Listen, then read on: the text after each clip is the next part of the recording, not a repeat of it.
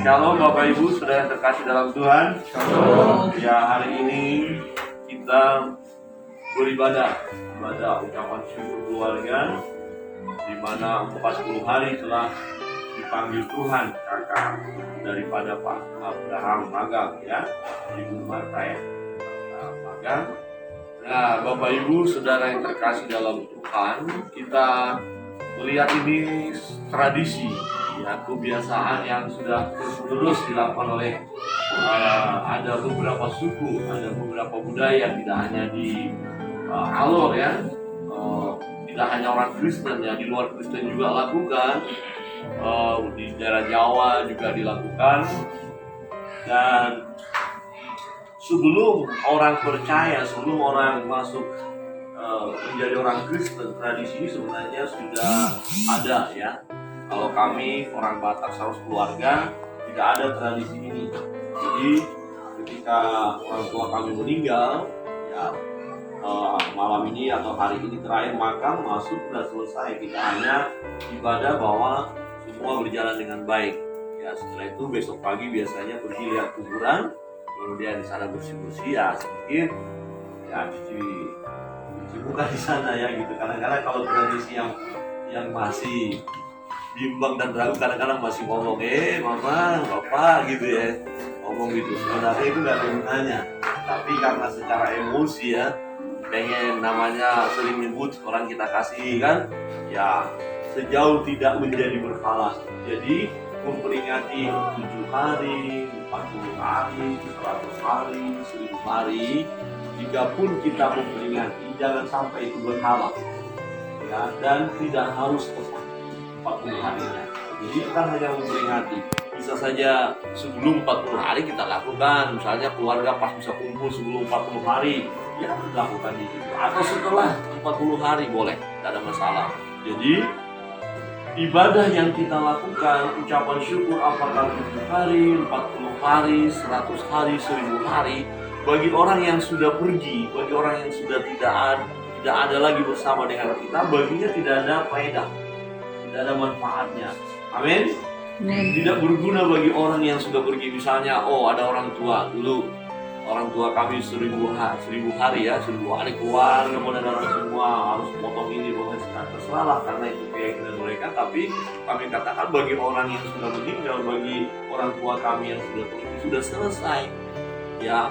Nah, kalau kita lakukan ibadah seperti sekarang, sebenarnya ibadah ini untuk siapa? Ibadah yang kita lakukan ini ya untuk kita yang hidup. Amin.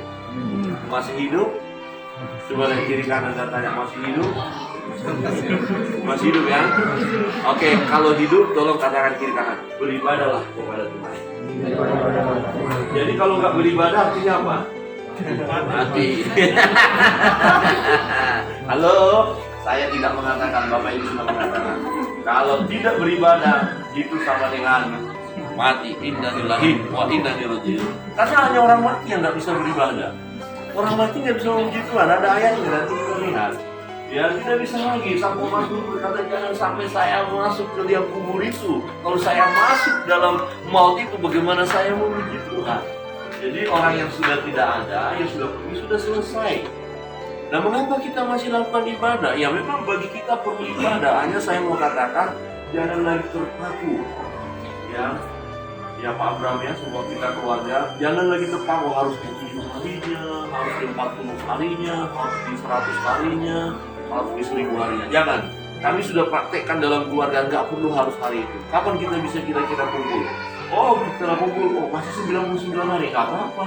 Pas lagi kumpul, anggaplah udah 100 hari. Sebab yang kita kenang bukan lagi ibadah ini untuk yang sudah tidak ada, untuk kita menenang orang-orang yang kita kasih, bisa saja, nggak ada masalah. Asal jangan mengundang dia datang lagi. Ada tradisi orang tertentu masih diundang datang loh. Misalnya nanti kita mau makan, ya, nanti ada makan-makan biasanya, Pak, ya. Nah, di budaya tertentu nanti sebelum kita makan dikhususkan dulu, Pak. Ada budaya kami gitu, panggil dulu. Karena ini acara untuk yang meninggal, kan. Ya, nanti datang, ya, makan. Salah, acara ini bukan untuk acara yang sudah meninggal. Acara ini untuk acara kita yang hidup. Maka perlu kita beribadah kepada Allah karena kita masih hidup. Nah, hanya konteksnya ketika kita ibadah, ya kita pakai itu mengenang yang sudah meninggal, yang sudah tidak ada. Ini tidak ada masalah. Asal jangan jadi berhala. Ya, Bapak Ibu Saudara terkasih dalam Tuhan, ini penting saya katakan karena sesuai dengan firman Allah. Ini kebenaran. Coba kita melihat Ayub pasal yang ke-7. Ayub pasal 7 di ayat 9. Nah, Ayub pasal 7, firman Tuhan berbunyi demikian. Coba kita lihat ya. Ya. Firman Tuhan berbunyi demikian. Ayat 9. Sebagaimana awan lenyap dan melayang hilang, demikian juga orang yang turun ke dalam dunia orang mati tidak akan muncul kembali. Ya kan? Ayat 10. Ia tidak lagi kembali ke rumahnya dan tidak dikenal lagi oleh tempat tinggalnya. Nah, ada berita lucu beberapa tahun yang lalu dalam jemaat kita. Ada orang tuanya dipanggil Tuhan, kemudian dibawa ke kampung dikirim. Kemudian setelah mereka kembali ke Bali, datang lagi ke rumah orang tua itu dan tutup. Halo, kok suaranya persis suara mama? Karena nggak dibuka, terus dimainin lampunya. Mati hidup. Siapa itu? Dia bilang, ya kayaknya suara mama itu. Ayo kita buka. Akhirnya mereka buka. Dan dia bilang, buka pintu kamar mama, biar dia masuk, biar dia di situ. Dia dibuka pintu kamar mamanya. Nah, ini mereka datang.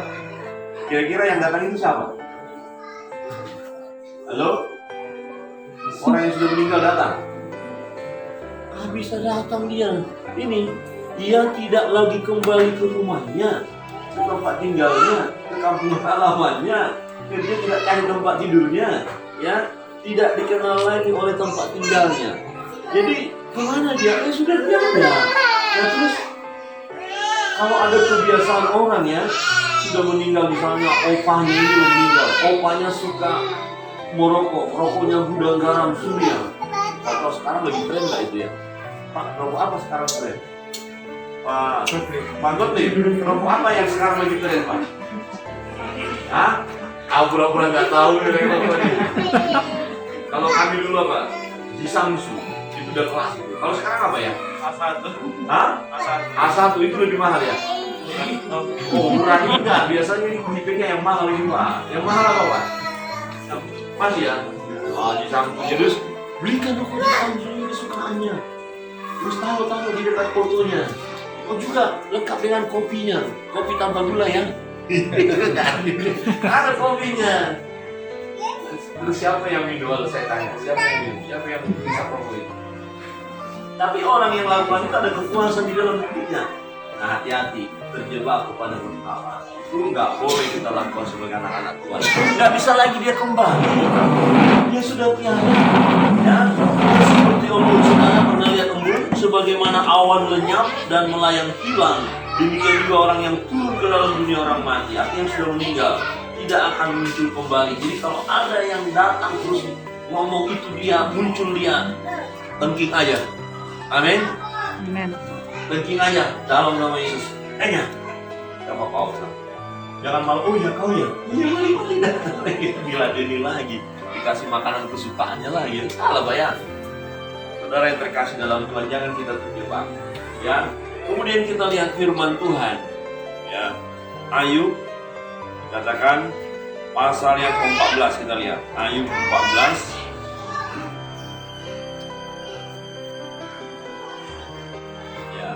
Ayub pasal 14 di ayat yang ke-10. Ya, firman Tuhan bunyi demikian. Tetapi bila manusia mati, maka tidak berdayalah ia. Bila orang binasa, di manakah ia? Orang yang meninggal di mana dia? Seperti air menguap dari dalam tasik dan sungai surut dan menjadi kering, demikian juga manusia berbaring dan tidak bangkit lagi sampai langit hilang lenyap. Mereka tidak terjaga dan tidak bangun dari tidurnya. Jadi nggak bisa muncul. Masih bisa nyanyi nggak dia? Oh nggak bisa nyanyi. Masih bisa memuji Tuhan nggak? Nggak bisa. Masih bisa menikmati kesukaan nggak bisa. Sudah tiada. Ya, Bapak Ibu, ini menjadi hal yang sangat penting dalam hidup kita. Nah, yang terpenting sebenarnya adalah kita pun pada akhirnya akan meninggalkan dunia. Nah, yang terpenting adalah apakah kita sudah percaya kepada Yesus atau tidak. Sebab Yesus berkata, ya, waktu Yesus bersama murid-murid, dia beritahu bahwa dia akan pergi. Maka dikatakan, jangan takut, jangan gelisah hatimu, percayalah kepadaku, percayalah kepada Allah. Aku pergi ke sana, ke surga, menyediakan tempat bagimu. Nah, bagi orang percaya disediakan tempat, hanya orang yang percaya. Mari kita melihat satu kisah yang menarik. Ya, ini sangat indah sekali, supaya kita mengerti arti hidup ini. Ya, coba kita melihat dalam Lukas pasal 16 ayat 25 sampai 30. Kisah antara Lazarus yang miskin dan ada orang kaya yang hidup mewah itu. Ya, tetapi orang kaya yang hidup mewah itu tidak punya belas kasihan, tidak menolong orang miskin ini. Dia hidup dengan senangnya, ya, berpakaian yang mewah, makan minum enak, ya. Ayat 25, tetapi Abraham berkata, anak, ingatlah bahwa engkau telah menerima segala yang baik waktu hidupmu. Ya, jadi waktu hidupnya orang kaya ini sudah nikmati semua, ya. Sedangkan Lazarus segala yang buruk. Jadi Lazarus selama hidupnya menderita, susah hidupnya, ya. Nah, kemudian firman Tuhan, sekarang ia mendapat hiburan dan engkau sangat menderita. Sekarang ia mendapat hiburan. Siapa? Lazarus. Lazarus yang mati itu di pangkuan Abraham. Mengapa dia di pangkuan Abraham? Lazarus ini karena dia takut akan Allah. Kalau kita lihat kebenaran firman Allah, hanya orang yang percaya kepada Yesus yang akan berada di pangkuan Abraham atau di Firdaus. Ya, belum ditentukan surga dan neraka, belum, nanti baru masuk ditetapkan. Ya, tapi tempat sementara adalah Firdaus, pangkuan Abraham. Karena orang ini Lazarus ini takut akan Allah. Ya, tetapi bagaimana dengan orang kaya itu? Dikatakan, ya, engkau sangat menderita. Ya, engkau menderita. Di mana? Di dunia orang mati. Sheol, dunia orang mati. Sudah ada penderitaan, ya. Nah, setelah daripada itu, selain daripada itu, ya, di antara kami, ini penting, di antara kami dan engkau terbentang jurang yang tak terseberangi. Jadi dari dalam dunia orang mati mau ke pangkuan Abraham, dari pangkuan Abraham mau ke dunia orang mati, kau mau tidak bisa. Nah, terus bagaimana kalau dari pangkuan Abraham? Berarti kan sudah meninggal ini. Kalau dia datang ke dunia lagi, bisa nggak? Tetap nggak bisa. Ya, tadi orang miskin ini minta, orang kaya ini minta, yang di dalam maut ini minta kepada Lazarus, dia tadinya miskin yang sudah di pangkuan Abraham, supaya Abraham perintahkan ke bumi, supaya diperintahkan ke bumi, ngapain? Beritahu kebenaran. Jangan sampai, ya, mereka masuk, saudara-saudaranya yang kaya ini jangan sampai masuk jurang maut itu, jangan masuk ke maut itu. Dikatakan firman Tuhan, selain daripada itu, di antara kami dan engkau terbentang jurang yang tak terseberangi, supaya mereka yang mau pergi dari sini, ya, kepadamu, ataupun mereka yang mau datang dari situ kepada kami tidak dapat menyeberang. Kata orang itu, kalau demikian aku minta kepadamu Bapa, supaya engkau menyuruh Lazarus itu ke rumah ayahku, ke bumi. Ya, tadi ingat Ayub kita baca, tidak bisa kembali lagi dia. Tapi orang ini bilang, tolong dong supaya Lazarus itu datang ke bumi. Ya, sebab apa alasannya orang yang kaya ini, yang sudah meninggal ini? Dikatakan, sebab masih ada 5 orang saudaraku, supaya ia memperingati mereka dengan sungguh-sungguh, agar mereka jangan masuk kelak ke dalam tempat penderitaan ini. Ya, tetapi kata Abraham, ada pada mereka kesaksian Musa dan para nabi. Baiklah mereka mendengarkan kesaksian itu. Jawab orang itu, tidak Bapak Abraham, tetapi jika ada seorang yang datang dari antara orang mati kepada mereka, mereka akan bertobat. Ya, ayat di bawahnya silakan. Di bawahnya lagi. Kata Abraham kepadanya, jika mereka tidak mendengarkan kesaksian Musa dan para nabi, mereka tidak juga akan mau diyakinkan, sekalipun oleh seorang yang bangkit dari antara orang mati. Iya, jadi ini Lazarus sudah mati. Yang miskin tadi, kemudian kalaupun bisa diutus ke bumi lagi, ya supaya bertobat, tetap nggak bisa. Kira-kira contohnya begini. Kita pakai contoh kita ya, Bapak Ibu yang takut nggak? Pakai kita contohnya. Misalnya, ada saudara kita meninggal. Terus saudara kita ini mengalami siksaan, ya kan? Dan dia ingat ada saudaranya yang masih di bumi, yang jauh dari Tuhan. Kira-kira di antara kita yang jauh dari Tuhan apa? Sudah dekat dengan Tuhan semua? Yang jauh dari Tuhan ada? Oh, sudah dekat semua ya? Kok jadi dekat? Kok jadi dekat ya? Pak Goni sudah dekat ya? Agak jauh? Agak jauh dari saya maksudnya. Oke lah, oke nih, jauh dari Tuhan. Umpama aja Pak Goni ya. Terus, kalaupun saudara kita yang meninggal tadi ketemu dengan Pak Goni yang tadi jauh dari pangkuan Abraham itu ngomong, tetap Pak Goni tidak akan dengar dia. Sebab apa? Kalau dia tiba-tiba muncul, mungkin Pak Goni lari tenggelam gitu. Dia kan sudah meninggal, kok datang dia orang lari. Mana orang meninggal muncul lagi? Jujur, kalau ada orang meninggal tiba-tiba ada di depan kita, saudara, sapa dia, halo, selamat datang, silakan duduk. Saya jamin kebetulan atau lari, ya Pak ya. Ini ada apa ini? Kok gimana dia bisa bersaksi? Kita udah lari duluan. Nah artinya itu tidak mungkin. Jadi kalau ada yang menampakkan diri, itu pasti usir aja, pasti. Jangan ragu-ragu. Ya, simbah yang datang, kakek baik yang sudah dipanggil Tuhan tiba-tiba datang, kau bukan. Usir saja. Jangan merasa kasihan, jangan merasa iya ya, saya senang lo dijumpai lo. Jangan malah begitu. Ya, jangan ada orang dulu. Saya senang dijumpai opung, mbah, bawa kris lagi dan dikasih krisnya kepada saya. Saya sangat senang sekali. Jelas bukan simbah itu, bukan opa itu, bukan bayi itu. Masa dia kasih kris? Itu kuasa gelap. Ya, hanya pakai nama simbah supaya kita pegang kris dan kita bilang ini kris dari simbah. Berkasihan, nggak bisa. Lepaskan itu. Saudara yang terkasih dalam Tuhan. Nah, apa yang membuat ya orang supaya nanti bisa di pangkuan Abraham supaya tidak ada di dalam hukuman itu, dalam maut itu? Ada pada mereka kitab suci, ada pada mereka tulisan-tulisan firman Allah itu. Ada kitab suci. Saudara punya Alkitab, amin? Punya HP yang ada ayat sucinya? Ini namanya apa nih? HP suci. Ya kadang-kadang sih tidak suci. Karena pas lagi buka HP suci masuk gambar-gambar yang nggak suci. Jadi ini jadi setengah suci. Sekarang suci tidaknya bukan di sini, tapi di sini. Amin. Jadi sucinya di mana? Kalau pikiran kita nggak kudus, bahaya. Dunia bisa. Apa yang dunia bisa lakukan, dia coba lakukan buat kita.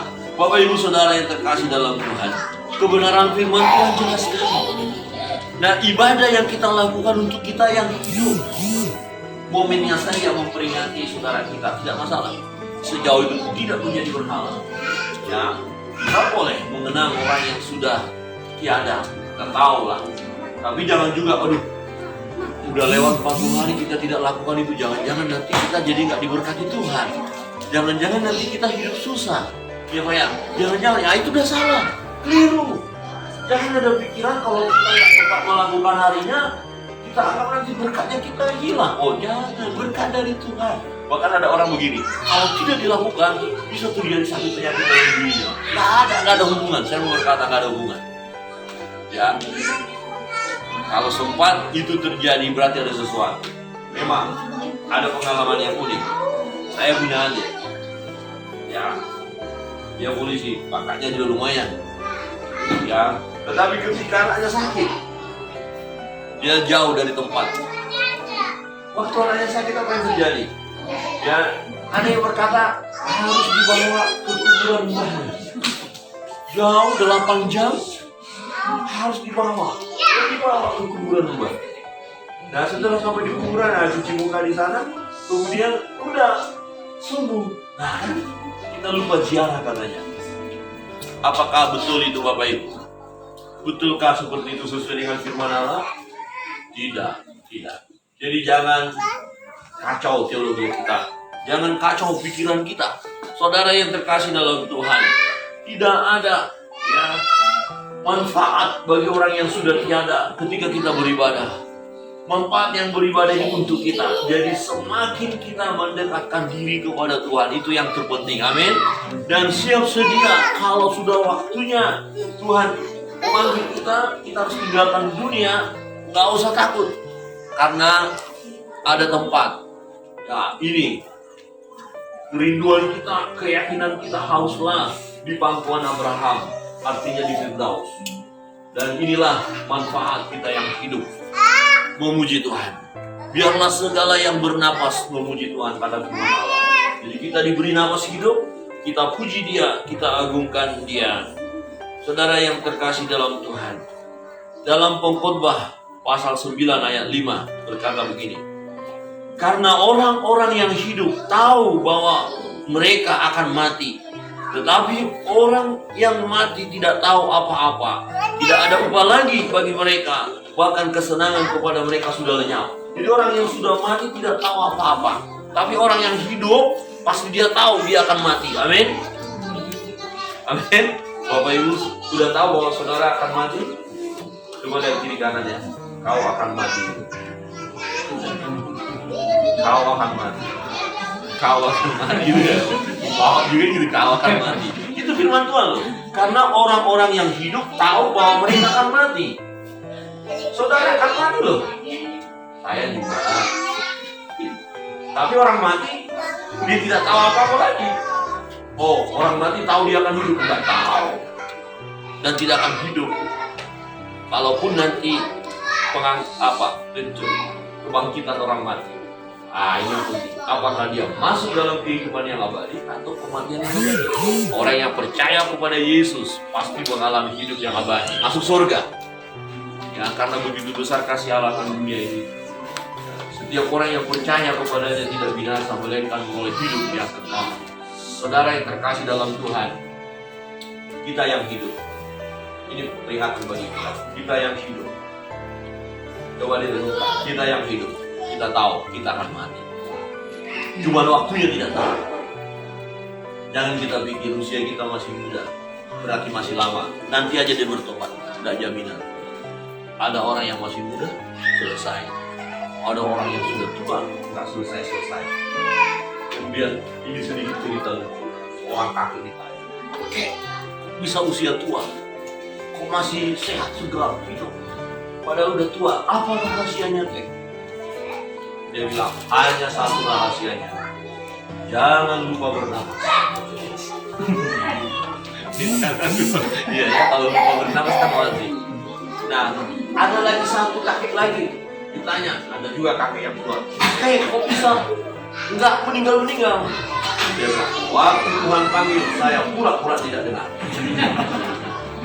Saudara nggak bisa, saudara pura-pura nggak dengar. Kalau sudah dipanggil Tuhan, selesai sudah.